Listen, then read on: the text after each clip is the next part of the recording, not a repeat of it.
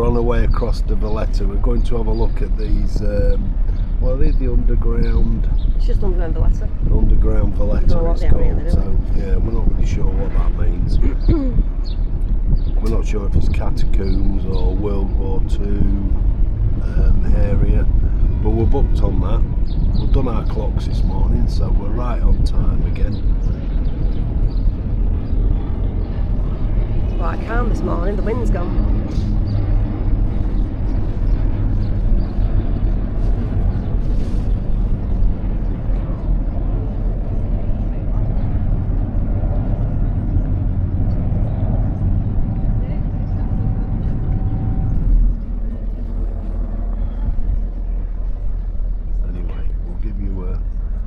Bit of a look. We're on the other side of the boat this time, which is a little bit different.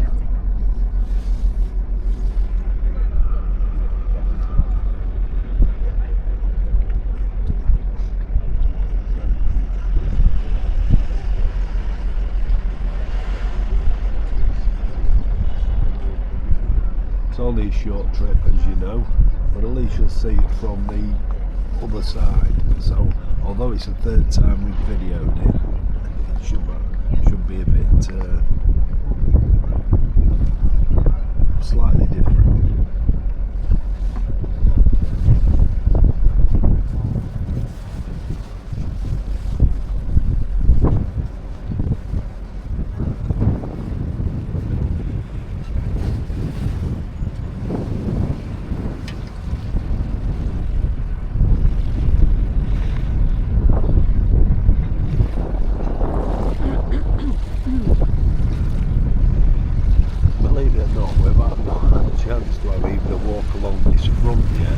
Hopefully we'll do it today. If it's not raining too hard. I mean, we're forecast rain today, aren't we? There was a really high percent chance of rain and wind. Although I think you're having glorious weather today. Happy Mother's Day, just in case I forget to ring.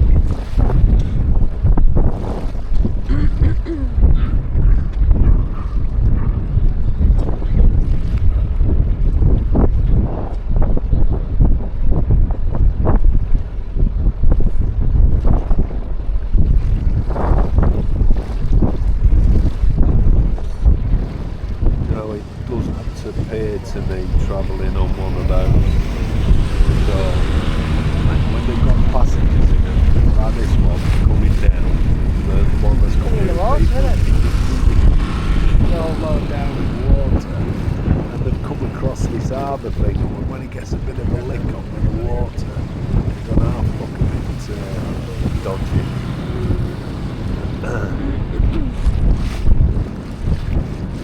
There's a Gozo ferry. We actually saw that in Gozo as well, haven't we? Or one of them, they're all there. All of them, pretty much the same.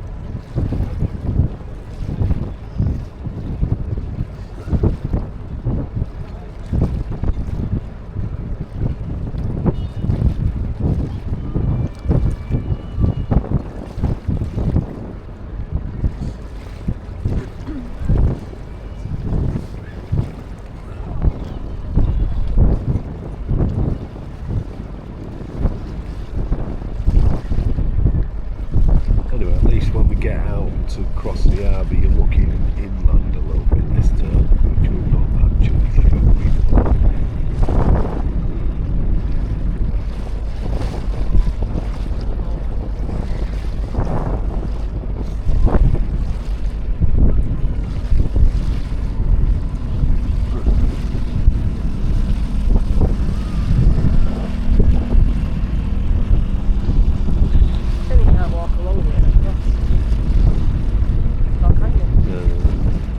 What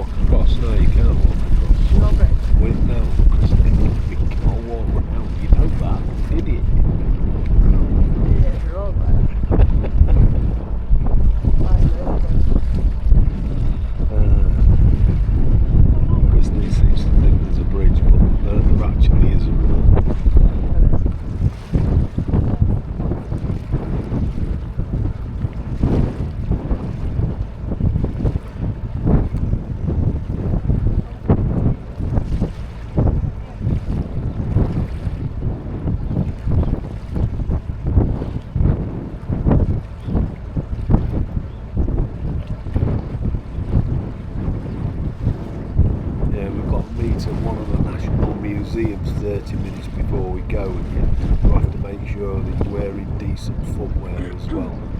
So Otherwise you can't go in. yeah, otherwise you can't go in. There's a big flag there. I don't know what they're lowering it down. No, they're taking it down. I think. Yeah, it looks like it. I don't know what that was for. Anyway, you can see inland a bit this way on. See the big passenger cruise ship has gone now. Yeah, I've noticed. Christy just admitted that there's no bridge. It was a horrible walk, to be quite honest. There was nothing to look at. It was down the main roads. It weren't nice at all. Which kind of makes it, when you're tired as well, and it kind of makes it hard work to do. Yeah. Need to go on the bridge.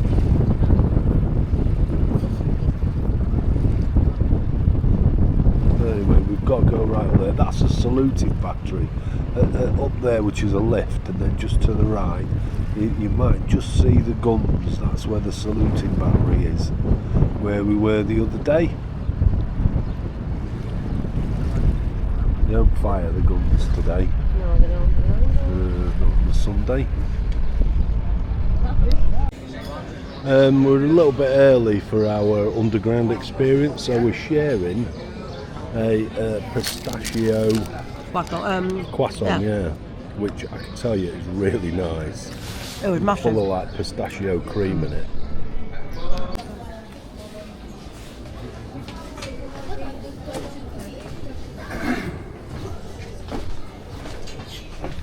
Okay, we're heading down underground.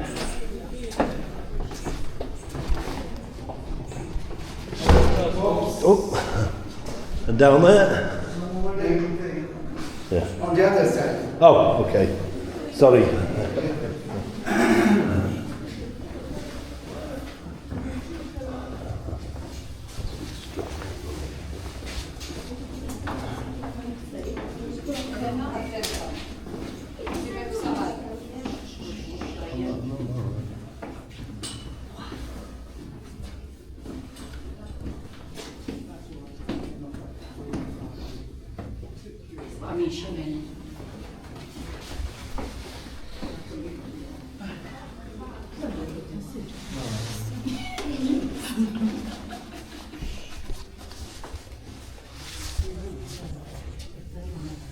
Okay, so this all happened in 1565. Where about 40,000 Ottomans, the Ottoman Empire at that time, came to invade Malta with a population of just about 30,000. They were Knights of St. John were only about 600 or 700. Still, the Maltese and the Knights managed to kill half of them. Around 20,000 were killed. After being here 3 or 4 months, their morale was going down. They thought they were all going to get killed. No ammunition left, no food left. They made many mistakes, although they were an empire, quarreled amongst each other, and so they escaped. We still celebrate the victory up to this present day on the 8th of September each year since it happened, since 1565. After all this happened, many European countries, especially the Pope Pius V, to which the Order of St. John were part of, because they were religious, they are still a religious order, were very happy that Malta was one of the few countries that stood up against the Ottomans and did not let them invade. Because if they invaded Malta, they would have had a base where to invade Sicily, Italy, and then the rest of Europe. That did not happen, so they wanted to give something special to the Maltese and the Knights by giving them lots of money to build a new city, which was Valetta. So architects started coming here, including the best one, who was sent by the Pope himself, Francesco Laparelli. He was a military engineer, and as soon as he came, he started planning the city.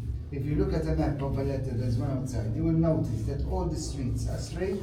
It's like a grid, but underneath every street there is, he wanted to dig out narrow passages for 4 reasons. Means of escape, if they had to come back again, they never did. I always say they learned their lesson. One of them was a Turkish woman here. She told me, "Hey, I'm Turkish." I told her, "Hey, I'm Maltese." So what? She was joking, but I wasn't. Means of escape, to store the grain in front of Fort St. Elmo down the road. There are the granaries where they used to store the grain. For the drainage system, which was the envy of most European countries at the time, it was very modern. And to store the rainwater. So there are about 1,000 cisterns like this and reservoirs underneath all the city, every corner of it. In fact, there was a law also by the Knights when Valetta was being built, which said whoever builds property by law, they should include a cistern underneath their property. So that's why there's so many. So rainwater is to be collected here, but it wasn't used by the locals because it wasn't good for drinking. So they used it for something else, like cleaning all the streets of Valetta every now and then, and for the many fountains which were erected all over the city. There were many at the time of the Knights. After a while, there was a French Grand Master, the majority of them were French, I of the William, and from his money, he paid for aqueducts being built all the way from Rabat, near Medina, all the way to Valetta, bringing fresh water. And that's what the locals here used for drinking. There are still a few of them left along the way nowadays still. 1798, Napoleon entered the Grand Harbour with his fleet. He asked for water. In return, he invaded Malta. There were battles between the French and the Knights, but the French being mostly French themselves, and the Knights being mostly French, after a while they left, after almost 300 years here. The Maltese at first were happy with the French because they were introducing certain reforms which were very good for the Maltese, but then the French lost it because they started looting all the churches from its gold and silver, taking them back to Paris. It was an order by Napoleon himself. He never liked churches anyway, but he needed the money for the many wars they were fighting. So they thought of taking all the gold from the churches here. But the Maltese, of course, didn't like that. They revolted against the French. Street battles wherever they met until the Maltese managed to close the French here in Valetta for almost 2 years. At that time, there happened to be Lord Nelson, the Mediterranean. The Maltese asked the British for help. There were big battles which were fought between the British and the French. But of course the British won, The British won, and the British era started from 1800 till 1964, when we got the independence. Are there any Americans here? No. Okay. Canadians, where are you from? The rest? Poland. Poland, you? Malta, you? England. England. Maltese, okay. So, yes.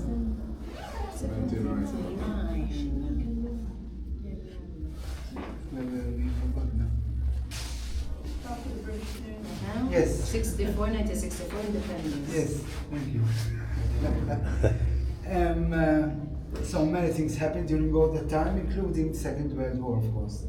So 3 months, as soon as Britain joined Europe, obviously Malta joined in because we were under the British then, and 3 months before we started, before the war started, the authorities thought it would be a wise decision if they started digging shelters here underneath all the city, every corner of it, everywhere.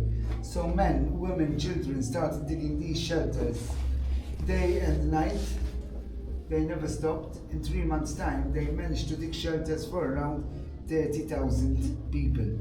Now the local population of Valetta was only about 20,000 then, but still they dug all these shelters everywhere.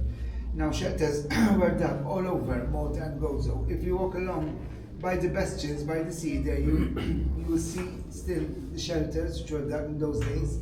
Nowadays they are being used as boathouses. In every town and and village, they dug shelters in the center for the locals.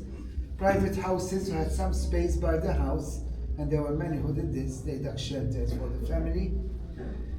In Rabat, near Medina, there they were lucky because there most properties have catacombs underneath their house. So these catacombs were 600 years after Christ by the early Maltese Christians during the Roman period when Medina was the capital at that time, and the Romans never allowed any burials inside the city of Medina for hygienic purposes. So everyone was burying their dead outside Medina, which is Rabat. So that's why Rabat is full of catacombs underneath most properties, and they served as shelters. Within 1 year and a half, when the war started, there were shelters for the whole population of Malta and Gozo. Now here it's completely different from what was dug during the night. I mean, the cisterns and reservoirs are still here. The passages, which were very narrow, they were widened. Entrances and exits were dug all over the city so that the local population would simply come in as quick as they can because of the continuous bombing, which never stopped. Stairs were done. It's not one straight staircase. We have to go left, right, because if it was just one straight staircase, people would still get killed if a bomb fell at the entrance or the exit. So things have been changed. Places were closed, places were open. Now, I'm sure the Maltese were more religious in those days than we are now. True? They used to gather here and they used to pray all day, all night. They were terrified. Although they were here, they were really afraid. Now here there are 3 levels. And even if you are in the 3rd level, you still can hear whatever happens above. Last time I was giving a tour and I was glad this happened.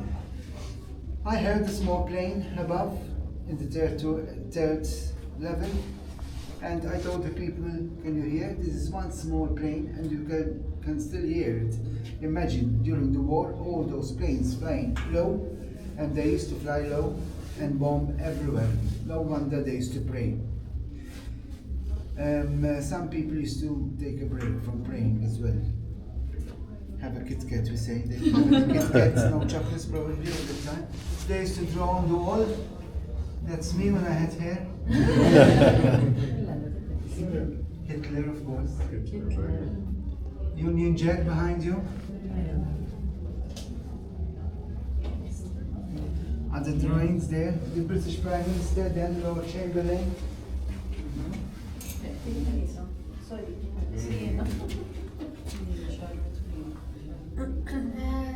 And what I'm going to show you now was discovered exactly when we opened for the first time.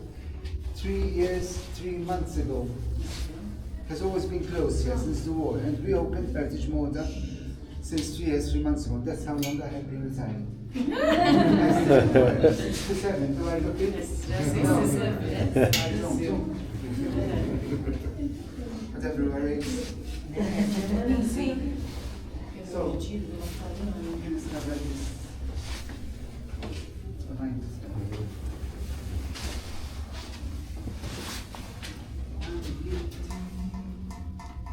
You tell me who it is. Yeah, no one's got you. Push it. Show it to me. This one. Jesus. Long hair. Eyes, big nose, moustache, beard. They discovered this. There was a woman, she was in Maltese because I would have pushed her downstairs. She asked me, was he here with the people? I pretended not to hear him. I didn't know what to answer. She thought Maybe she was they in prayed so Jerusalem. much that he appeared in front of them. So I hope you are not, no one is claustrophobic. No. I am very, very, very, very. It took me 1 month to settle down. When we started opening, I used to dream every night. Sometimes still do, but not because of fear. Now I'm settled. But still, I wouldn't go down on my own. I know the exit is open, and it's a short tour. It's a short tour because nowadays everywhere is closed. Where before, when Valetta was being built in the 1570s up to the Second World War, all underground Valetta was connected, street by street, place to place. What was up there, there was here. Except that the streets were passages, narrow passages. But then after the war, since people continued to live here, properties above didn't like it, so they started to close their part of the basement. By right, it was theirs, but they never bothered before, because no one used to come here before the war, so they used to leave it open. But then, since people continued to live here, they started closing their part of the basement with a wall or with a gate. So nowadays, everywhere is closed. If you walk along in Valetta, you will notice that every building has a basement, because you see like a grid on the floor, and that's for the basement. Every building has it. If you come in the evenings, where the people mostly live down there, you will see most of them lit up, because people make use of it. It's an extra room, whatever.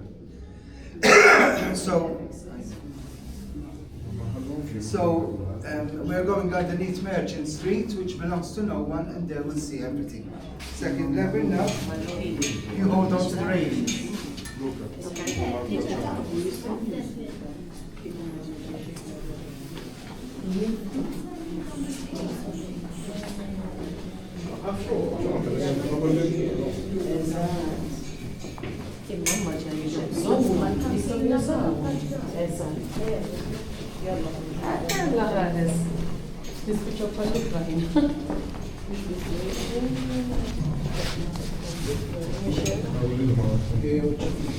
Attento al mio ma no, prima. Ho fatto giusto la Insomma, arrivo.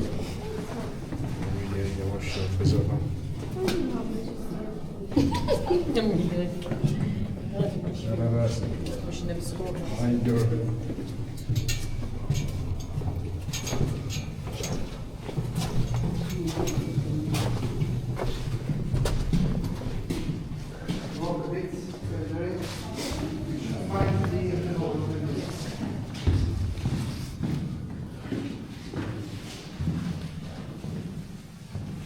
So here we are on the second level in another cistern, a bit larger than the one we've been to upstairs.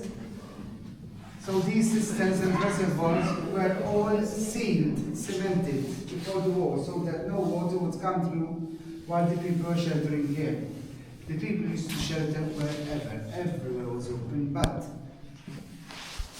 the people of Valetta are different, I find them. They're like one big family, one big community. They know each other so well at the time, more than today, because today people move. So they tended to be more together in one area and scattered all over the place. And being terrified, you don't want to stay alone. So they used to get together in one area, pray, do things together, or cook if they had the food. Like in here, in any other cistern, in the passages that we'll be going to right now, or else rent a shelter, because the shelters were rented by the government, just for little money, not much. It was like a contract, they give you the key, you had the door, and it will be like it's yours. Many people lived in these shelters, they had nowhere else to go. Many houses were bombed. So they lived in these shelters, but other people preferred to stay wherever. Beneath these walls, there used to be the pump, or the fountain above. I told you there used to be many fountains during the night, so wherever there was a fountain, there was always a pump underneath it in a cistern to take the water up to the fountain. Again, people used to draw on the wall. His name was Paolo, he wrote his name somewhere, there it is. I was always curious to see his name, his face, but I think this is him now. A plane. They were obsessed with planes. A wardrobe, 1940. A shell. A plane. Another plane. A flower.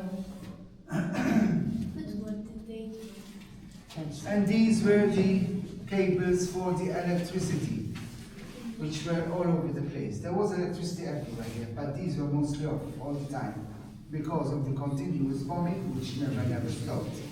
So Malta was the most country in the world for its size that was heavily bombed.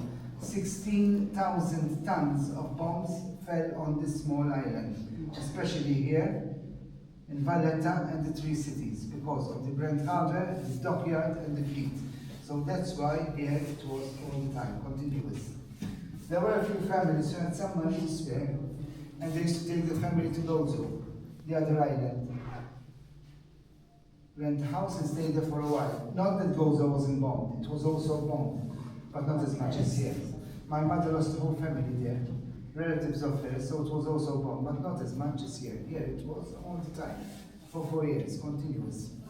They wanted Malta so much. Malta was always wanted since the early beginning of its existence by so many different countries that they all left their mark here. Malta is the most country in the world which has all this history for its size. More than 7,000 years of history that they all left their mark here. And during the Second World War, of course, they needed Malta. Being British, strategically where it lies, very important, always has been, between Europe and Africa. They needed Malta even to start a campaign on Africa as a base, but they never got it. The Maltese continued to fight alongside the British till the end. There was famine, people dying, hunger.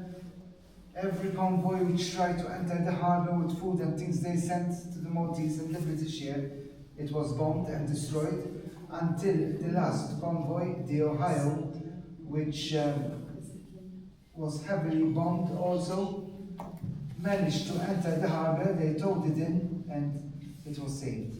14 other ships were destroyed with it. And this Ohio had all the food and all the things that the Maltese and the British needed. That we refer to as a miracle. For the Maltese, it was a miracle. Without that, they were already thinking of surrendering if it wasn't for that. And they had the courage then to continue to fight till the end. And no enemy ever set foot on this island unless they were prisoners of war. We still celebrate this day, this Ohio, every year. That saved Malta.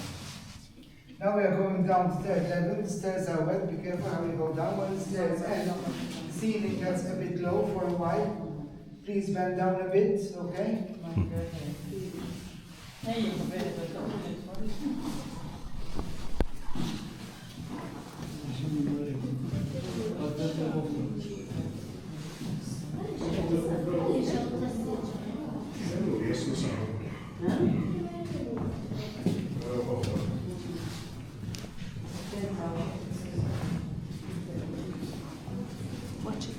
Ah, thank you.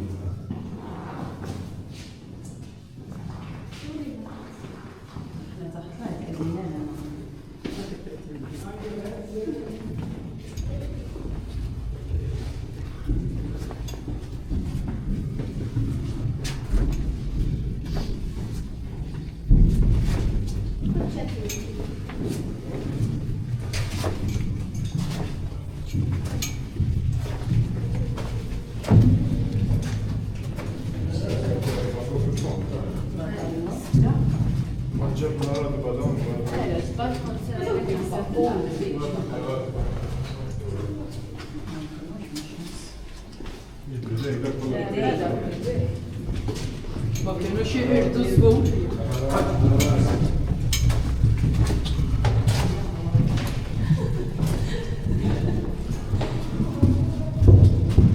So here we are with the messages which were originally this narrow. How is what they are now. They were all widened, done by hands, and all the shelters done before the war. So before Valetta was built during the night in the 1570s, all the length of Valetta was a quarry. The stones they removed from here, they used them to build the city. It was a good idea, otherwise they had to get rid of all the rubble, take it somewhere else, go to quarries which are in villages, a bit out of the way. Transport wasn't that good at that time, so it would have taken more years for them to finish off the city. And this was really a good idea. You can see that the ceiling walls are all wet. Wherever we go, everywhere is wet. Even in some of the shelters, they are wet. The water keeps dripping. So they were not comfortable at all. If they had water dripping in the shelters, they used to sweep it out into this canal over here at the side. Or else they would put wood on the floor and stand on the wood. Now the water keeps dripping, summer, winter, Yes, more even of course. summer. There's lots of humidity all the year round. It's very, very humid here. So people used to get sick. There were clinics with doctors everywhere. Places for women to give birth, which was a common thing in those days, and I think they used to do it here and deliver the baby here 9 months later. It was an ongoing life like above, but here in the dark. In the dark. These were for the candles. These holes, what you see, were for the candles. Even in the ceiling, they used to hang lanterns here. Benches everywhere, all the way, so that people would rest. Now here we have a rusty gate, which has been put here at the end of the wall. I told you upstairs that people continue to live here. Now they decided to continue to live here because they had nowhere else to go. So they agreed to live here until the government gave them a house. And these properties above, they did not like this idea because they said the war is over now. We don't want any more people underneath our property. So that's why they started to close one by one. They used to say there's lots of space for you to stay, but not underneath our property anymore. So they started to close one by one. And these people, here we have like a wall which went down, flight of stairs leading up to some property in 1942, written on the wall. That was the worst year. And these people lived here until they were given a home by the government. Maybe they remained here for a year or two. I don't think more than that. And then everyone left.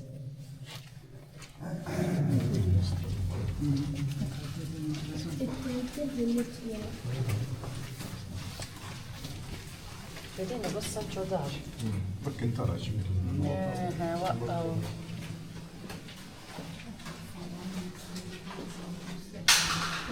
Kien hemm tara ċen.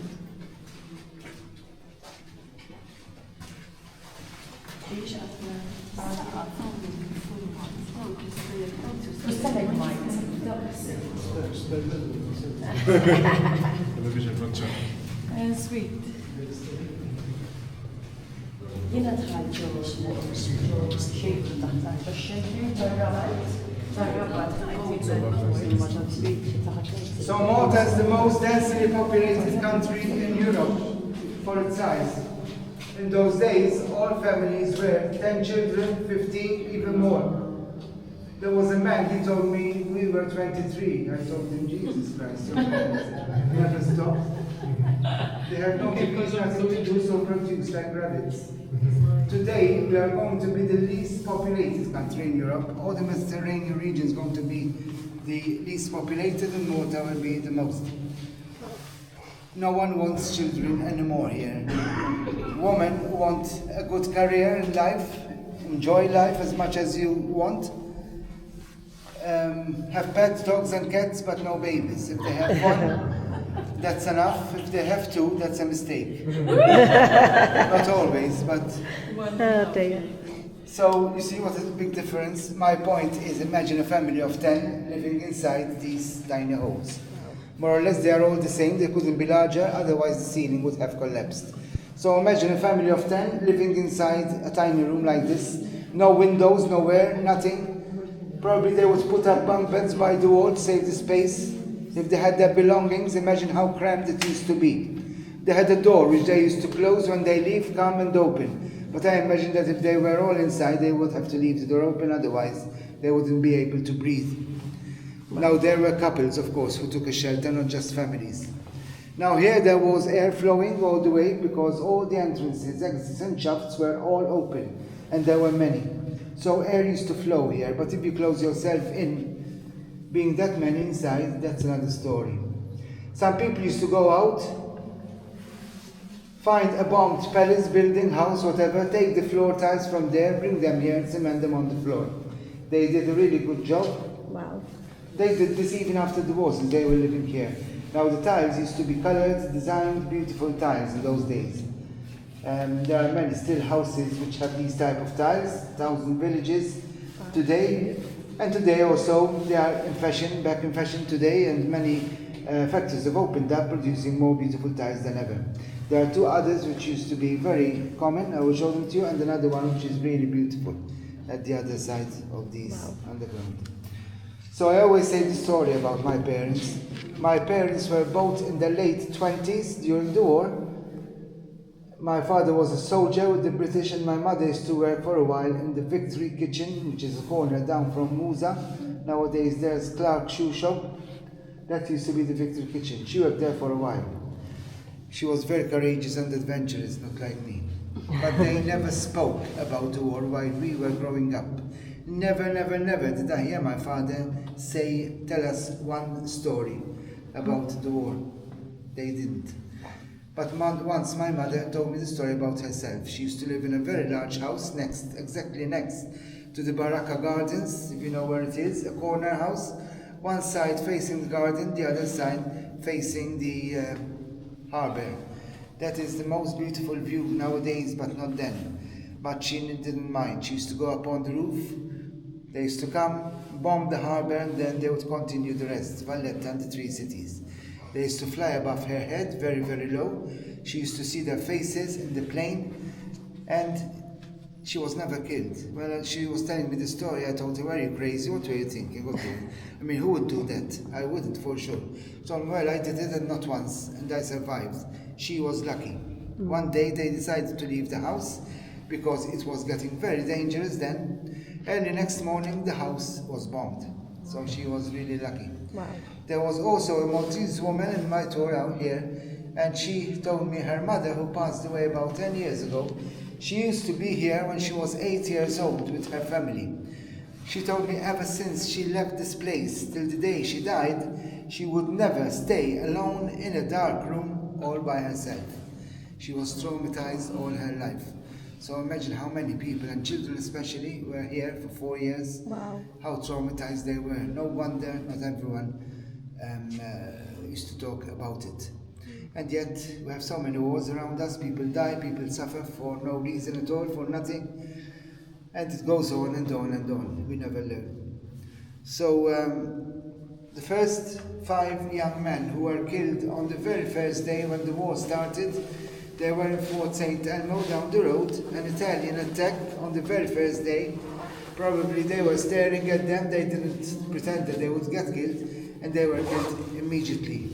There were 6. One of them survived. When he grew up, he was the best optician in Europe, a minister in government. Later on, he became the president of Malta. Long gone now, but what a coincidence in life. Well, Who was he? Censo Tabor. A rusty pot is still here.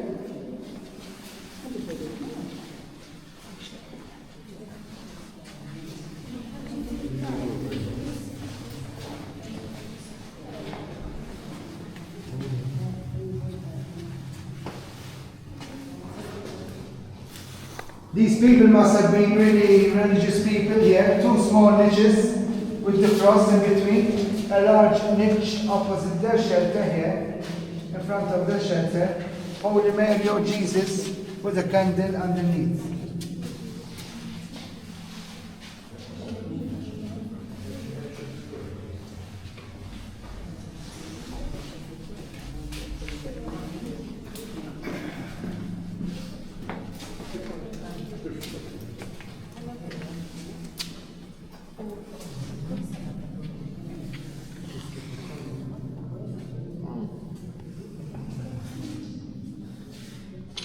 So here we are underneath Merchant Street, written on the wall here. Someone told me that's meningitis. So every street was written so that no one would get lost. Merchant Street is one straight road that leads down. Merchant Street is one straight road which goes down to the other side of Valetta at the very end. Nowadays there it's closed. You can see shelters all the way. On the other side, you can see there's a sink, and that's not the only one. wow. And they use for the electricity.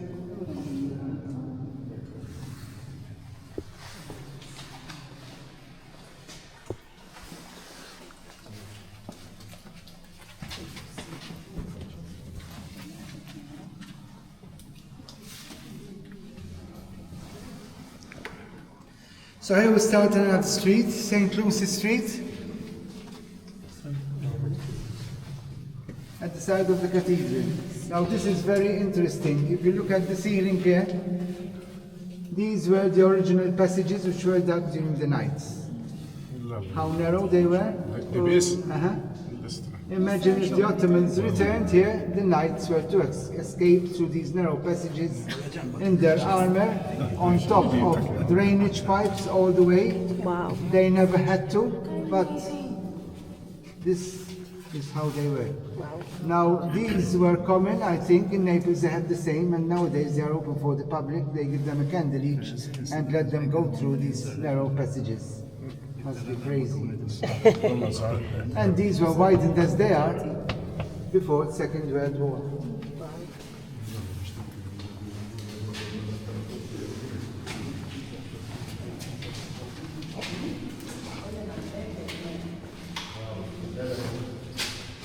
Wow.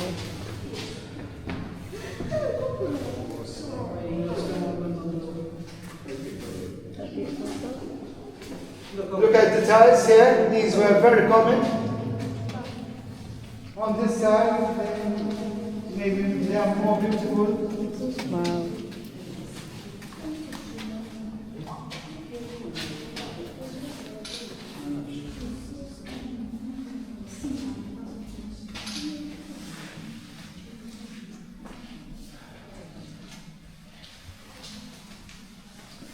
Here we have the Holy Mary on the wall. Whoever did this must have been a really good artist. Face, everything is so beautiful. Wow.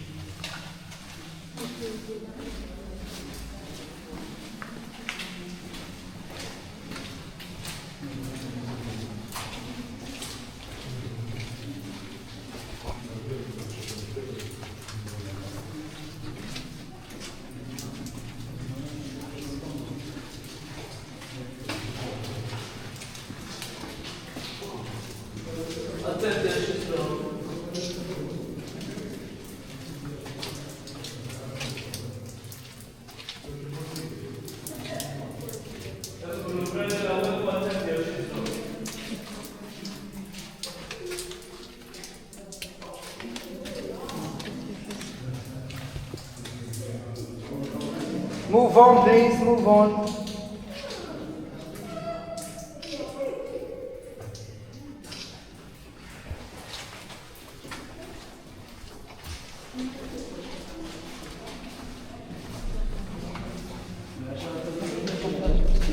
Beautiful, aren't they? Beautiful, eh? Yeah, beautiful. These are the beautiful tiles I referred to earlier. These must have been taken from... The ones behind you need to listen, please. These must have been taken from a beautiful old palace or building of the knights. These were not common at all. Imagine them in a large hall, not here. How beautiful they must have looked.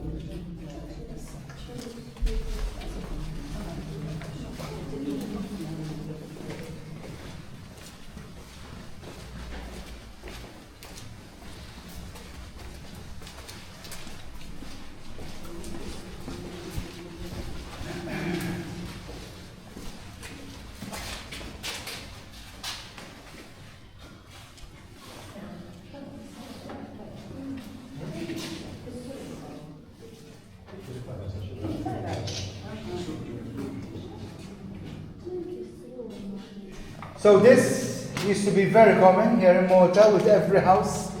You can still see it when you walk along in some towns or villages.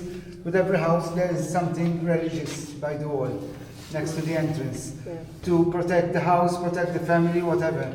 Nowadays, no one does it anymore. Nowadays they just give a name to the house, like Joseph Mary, the owners, Joe Mar House written at the side. It goes along with the address. My house is called June, for example. Don't ask me why, I don't know, but that's how I found it. And it goes with the address. These people must have lost their home. This was their home, And they put that up to protect the shelter and the family, along with 2 small ceramic vases for the flowers. In front of us here we have a Maltese, a typical Maltese spiral staircase. We call it garigor. Now this is also very common with most houses. From the first level of the house leading up to the roof. Those who have a roof, they are lucky nowadays. They use it, like in summer, because we're getting more high now. And you'll find something similar like this. Nowadays, no one does that anymore. That would be very, very expensive. And nowadays, there are these metal ones which you order. They can put it in place, and you have a spiral staircase. This leads to an exit above by the cathedral, which is closed. So we go to the left, 2 steps down, into the reservoir.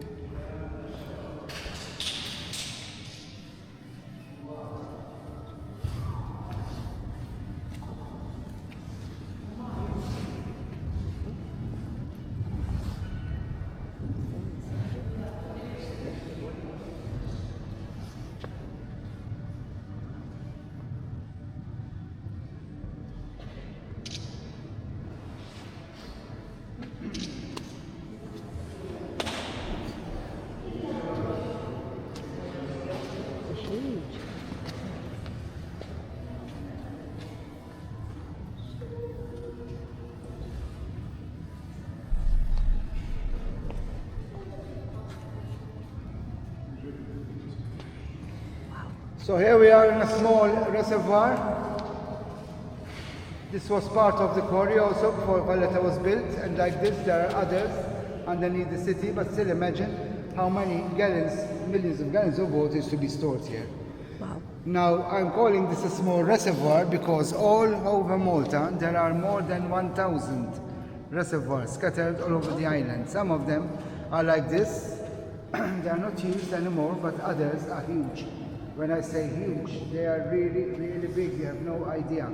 So 2 years ago, I had the opportunity to go and visit one, which was open for the public just for one morning.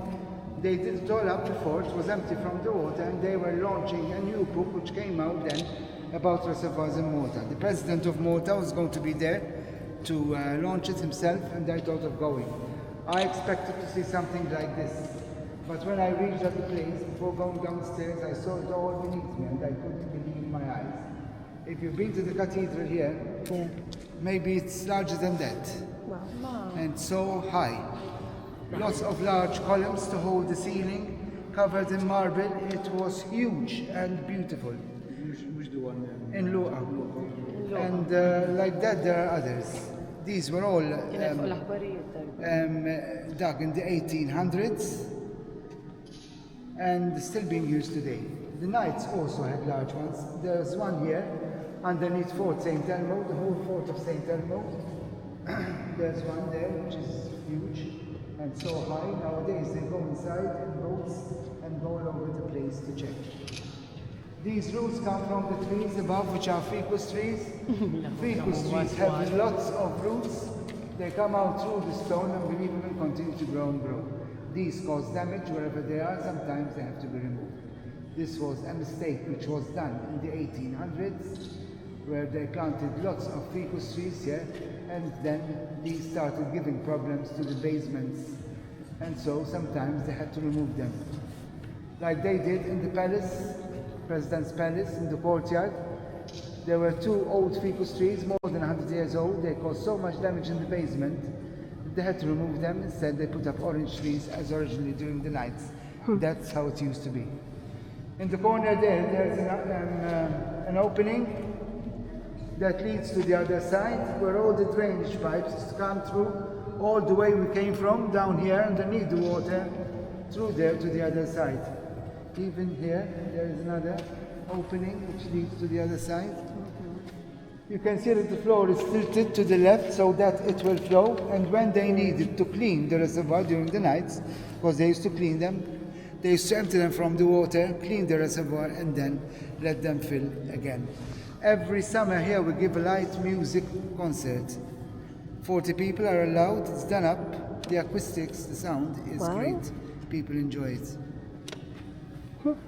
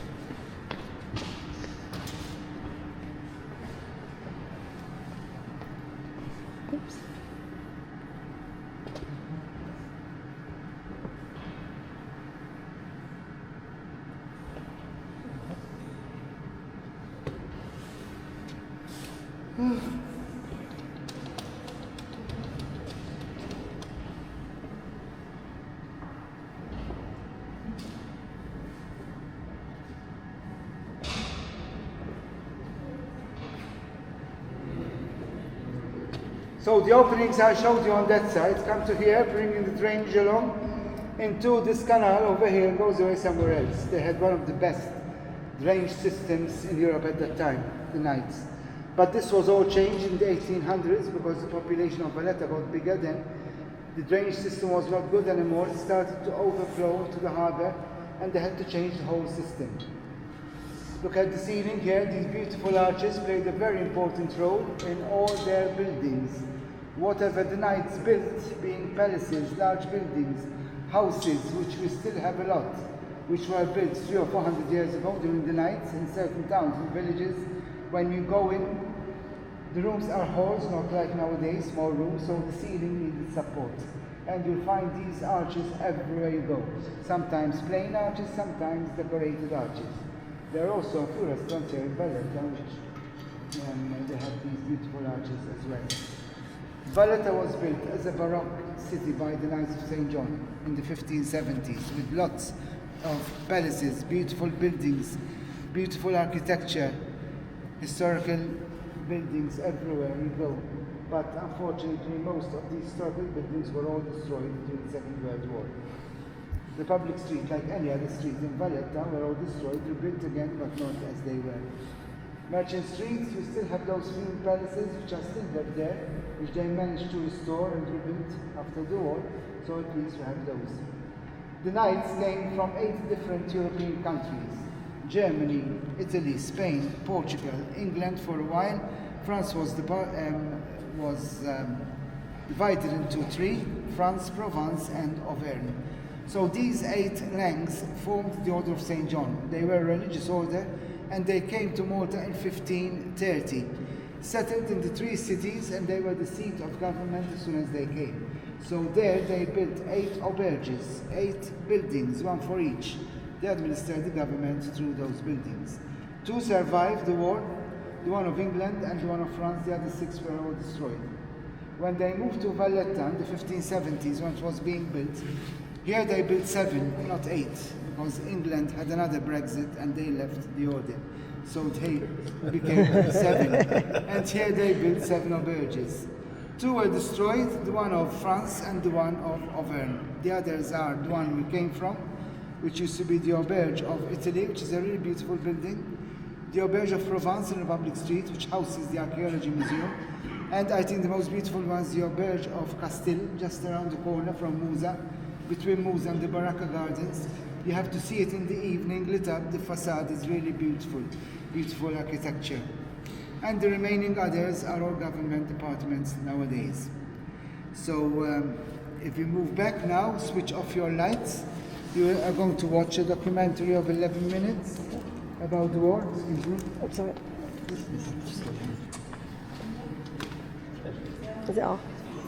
Am I off, Steve? Am I off?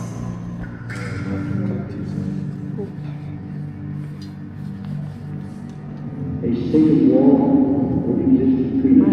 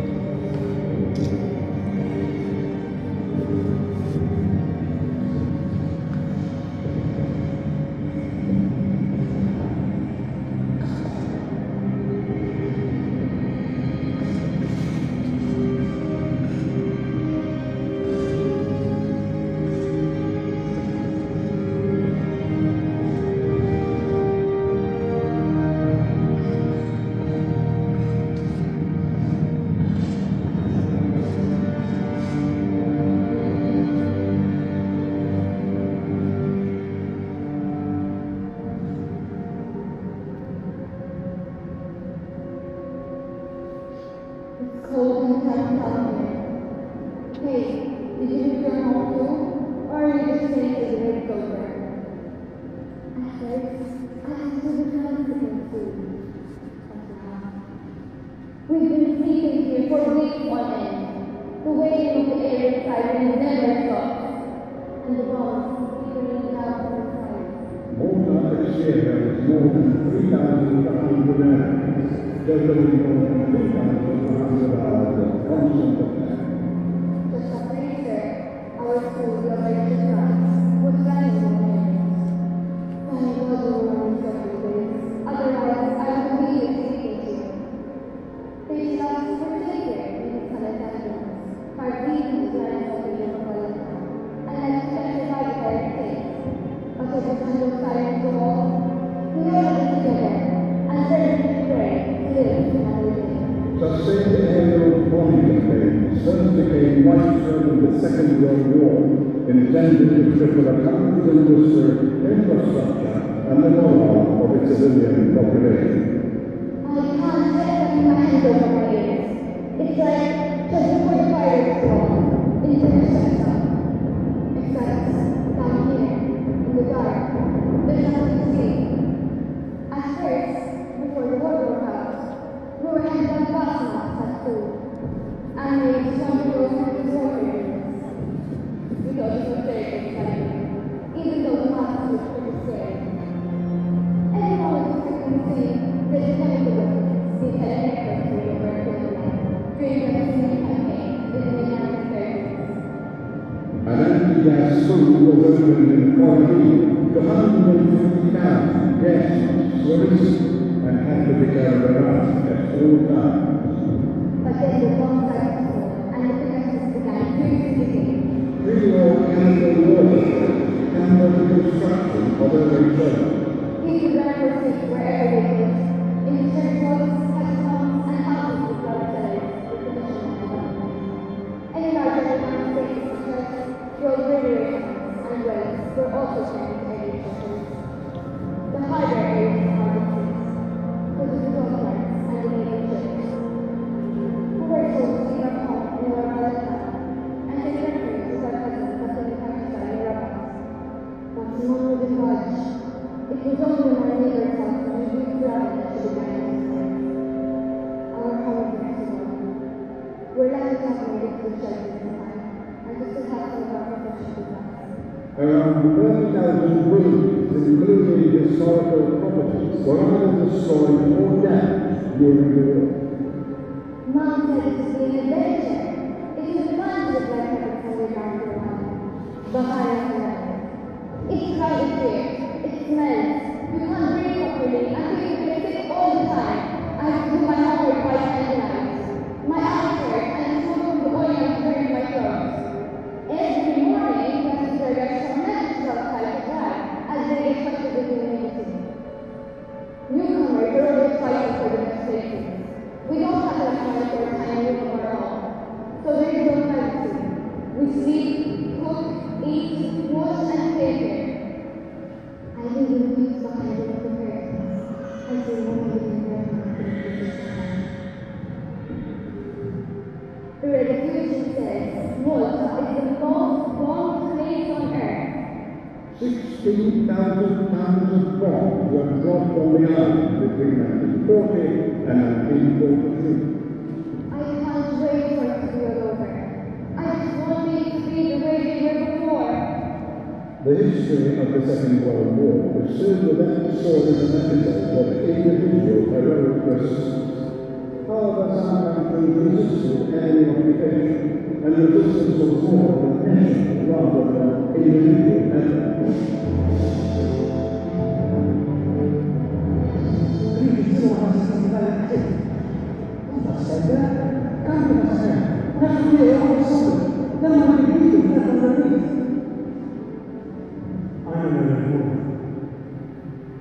I used to work with the citizens of the holidays that I had chosen for the military session. And also making sure that everyone gets their classes. I also want to support any bombing incident that since usually I'm the first one on the scene, and also administer first aid measures. You might also see me at one of your neighborhood at night, making sure that you keep your lights up and they put them down. Lights up! Lights up!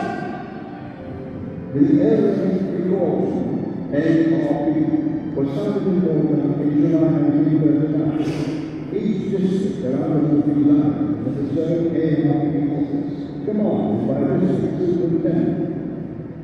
At the start of the war, we had our Hurricane fighters sometimes came out of the area, also supported by healthcare of France through by Valetta and the soldiers. The Regina Aeronautica focused on high-altitude level tactical deployment. Case order to the Luftwaffe soon unloaded to the end of their entrance lessons, and the road reversed to the Netherlands. Between January and May 1941, the exercise forces enjoyed total stability, inflicting severe damage to the town that had been many years, also killing many civilians. Equipped with the JU-87 Super Dive, the JU-88 bomb and necessary BF-105, the Germans were more aggressive than the Rebellion attack. We thought that this is like an simple. Everyone will take it out if that's all they could. They look like others very 47 days. They're very 11 ships in 1953. Everyone did. School teachers, seagoers, young old runners, Victorian ladies, roadside workers, everyone. Our faith kept us united. We were very serious. We were living a memory here in the summer and autumn. On the part of the German annexation, the city was constantly engaged in preparation for the German invasion of Soviet Union. On Christmas Day, the distribution served one quick slice of corned wheat and one spoon of baked beans to whoever showed up.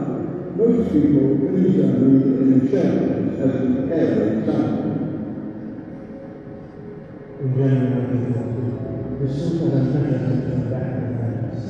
They unleashed a full fury on the Sparta and Airways, intending to destroy any resistance to separation from the nation. Every night before the war started, the Luftwaffe found us day and night. That would be our dark side. In April 1942, around 6,700 tons of bombs were dropped on the island, paralyzing water and its defensive and offensive forces. A month later, the Southern Force set fire to the river of the north. The slowly started moving down the side of the island during the summer. one floor seat, except for down exit earth and prisoners of war. Not a single enemy soldier set foot on North soil. On the free invasion of the North, the height of the government, came on the city of the North. This was an opportunity for the men and humans, sacrificing and resistance to the city. The Georgians, the highest civilian head in the world, stand as a symbol of war resistance against impossible odds and tyranny. But the war was said, rather than the other circle and being said, wait, stop staring, let them move on. And downstairs, now, please.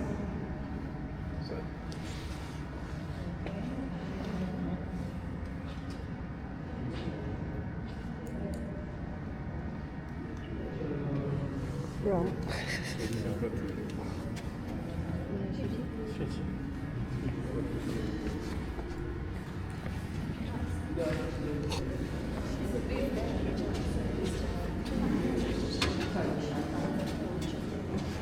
Sure of that. Glenn?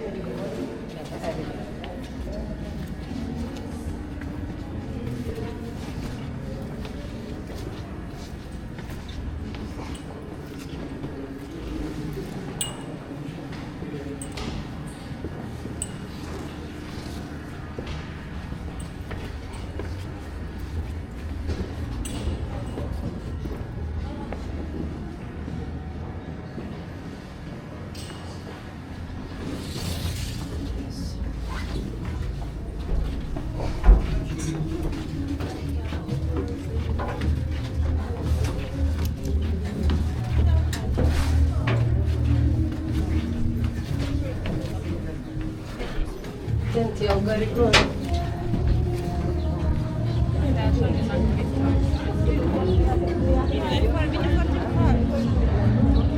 There we are.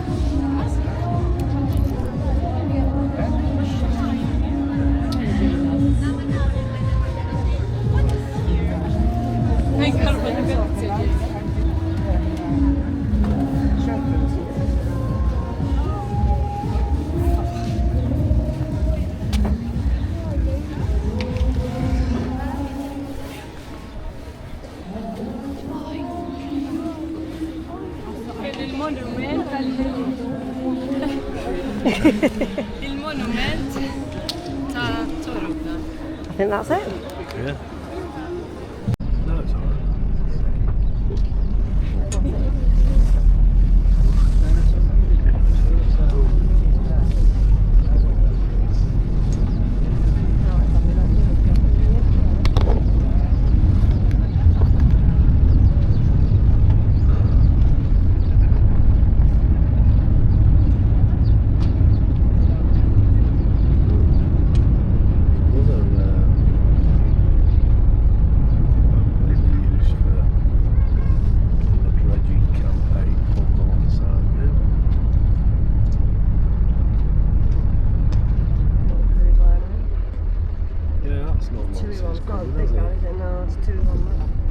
That's coming today, this morning.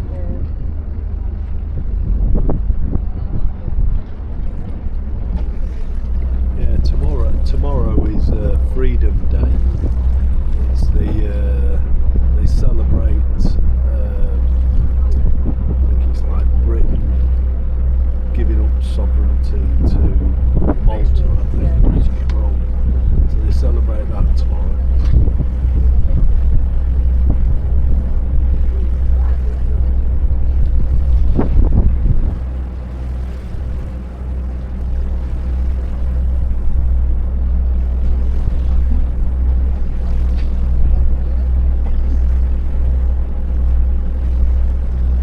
Incidentally, the guy on the tour that we were on the underground, who said that the Maltese, thanked the Americans and everything for the SS Ohio. Well, actually, he's incorrect. The SS Ohio was built in 1940 by Texaco. I think he called it Texas Oil Company originally, and we needed oil in Britain. And it was the biggest tanker afloat, and that came over to Britain down the Clyde in Scotland. While it was in the Clyde in Scotland, for us to save Malta, because Malta was beginning to look like it was going to have to capitulate, we needed to get oil, fuel and supplies. So Churchill asked Roosevelt for the ship. There were some intense negotiations over a couple of weeks, and eventually it was acquisitioned by the British. The crew were exchanged as well, so they weren't Americans, they were British, the crew on the SS Ohio. The ships that escorted it were British ships and ships of war. All of the ships that came at that time to deliver everything here were British. It was nothing to do with America. Oh, incidentally as well, we did acquire an aircraft carrier from America earlier on in the year, and that brought the first Spitfires to the island as well. So another bit of useless information. A bit of history knowledge there.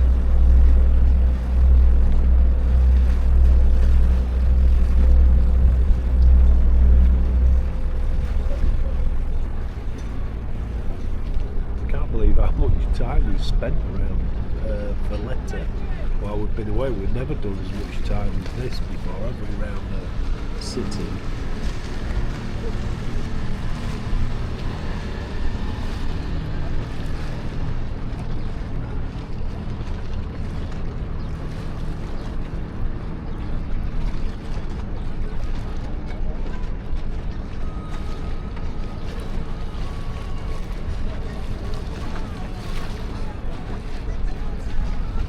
But I must admit, it's a nice easy way to get into Valetta.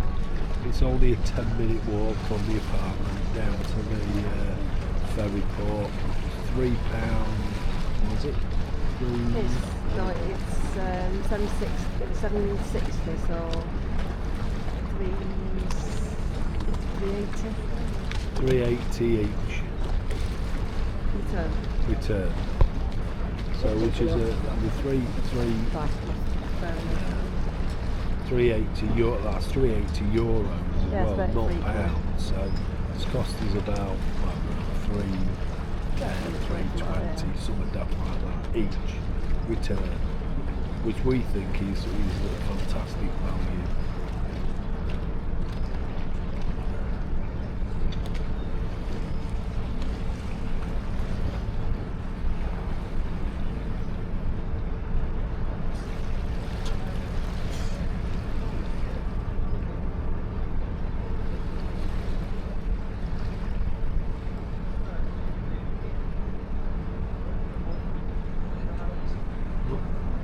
Fishing here, these lads, look.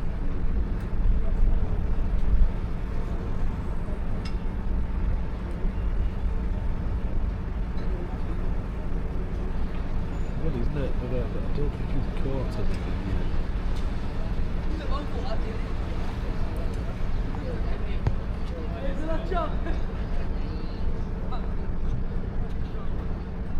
Back again. We think there's something going on tonight here. There's an awful lot of, as Chrissy said, there's an awful lot of police behind us. We know tomorrow is a big day and there's an awful lot going on.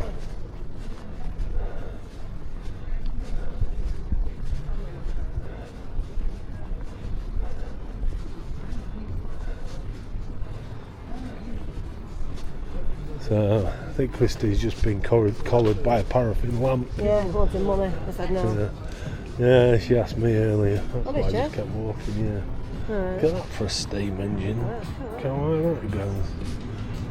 It's quite cool.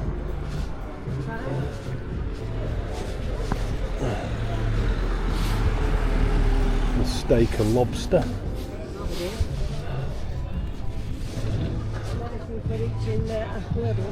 Pardon? It's 19 quid for one in Lidl. Yeah. I think This is what? Pizza only a tenner. Yeah. Not bad. No? I think we might be having pizza for tea. I know we was looking at having an Indian, but there's very few around here, and we did find one on the internet which looked and it got some good ratings, but when you looked at it and you looked at some of the food that some of the people had been served, it was kind of made us change our mind a little bit. Yeah. The super yachts That black are parked up. mine. Yeah. I must admit that's my favourite out of all of them. I quite like this. Not these boats. Yeah.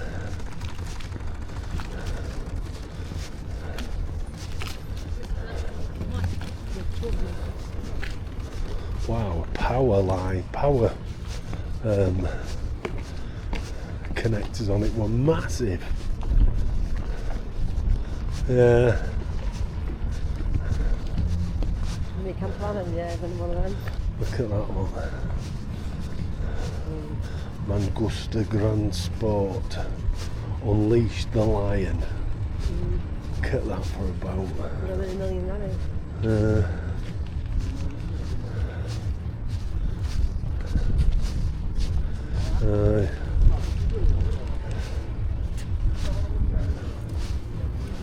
Yeah, it's fair to say the Costa, they're a bit of money. A bit. Yeah, well, there's staff that do that, aren't they? It's not, you know. Might be a yacht. Talisman. Douglas. Douglas is in the Isle of Man, isn't it? Can't imagine that. Well, it's a Talisman. It's a Talisman Maton or Molten, something like that. But it's Douglas's name the place it's come from. That's Stephanie. Something that we've noticed is in Malta, like school uniforms are all real casual. They're tracksuits. The police uniforms are all casual. They're not like ours. It's very I don't know, what do you call it? Regimented. Yeah. Yeah. So the school uniforms are matching tracksuits, and they look really smart, don't they? Yeah, they do. When they're all together. It's fantastic. Saying all the police though, the police are theirs as a casual uniform, which I think looks really smart, and I think it makes them look a bit more approachable. It's like baseball hats. Well, you can see them in front. Yeah, they look absolutely well, I just think they look approachable, much better than I think our police and most other police that you see around the world, it's quite stuffy type uniform things. These are, I think, really quite cool. This is the church and monastery of St. Teresa. Been here a long time, 16 something I think. Ooh, thank you.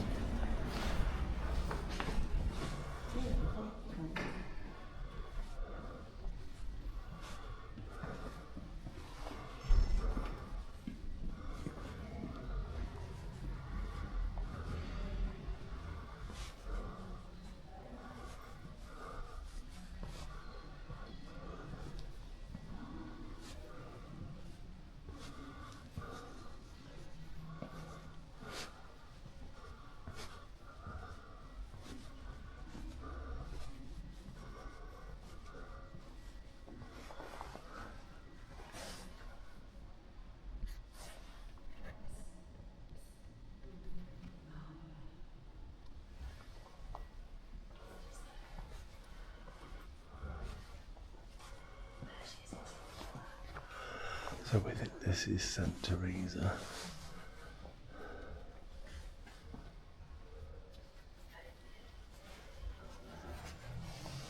Whether she's interned in there or not, I don't know.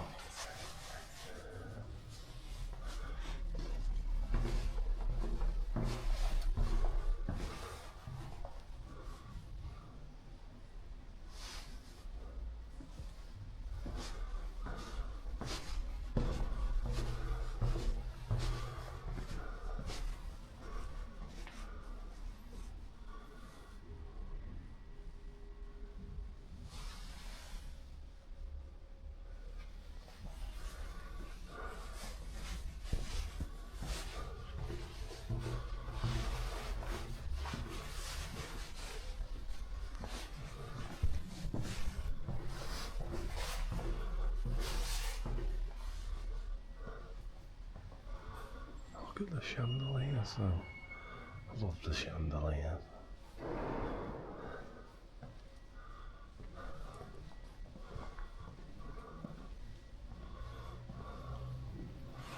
Another look at the altar.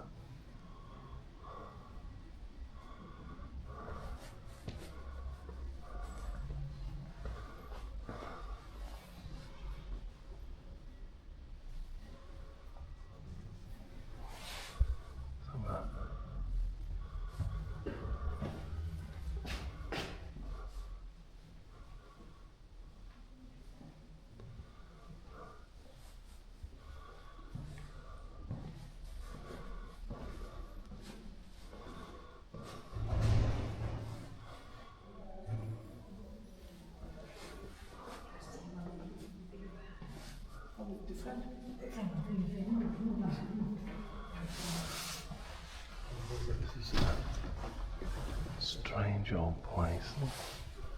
All the gowns. I think this is where they get ready. Not even sure if I'm supposed to be here at the back. But we're here anyway.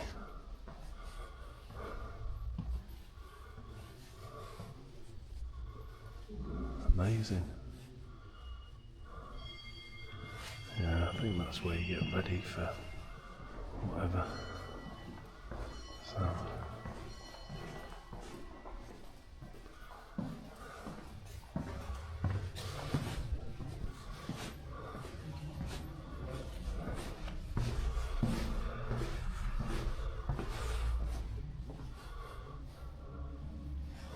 must admit, the Maltese do like a chandelier.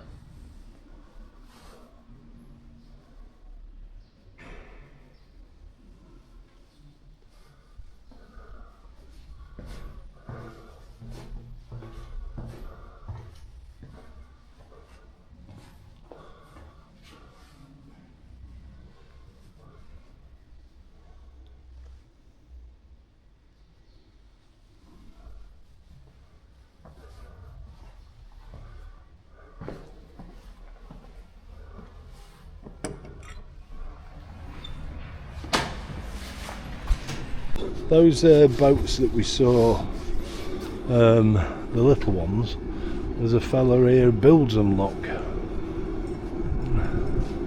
Look at that.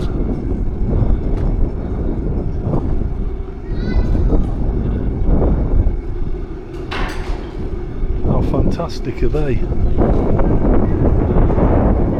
Look pretty flimsy, to be fair, for the outside part of it that he's doing.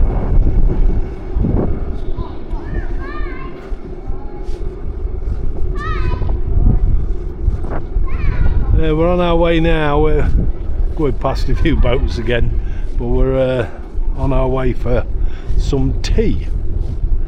And we were going to have Indian, but like I think I said earlier, we couldn't find a restaurant that was appealing and that was in a reasonable distance as well. That was the other thing. So we're probably going to have pizza again.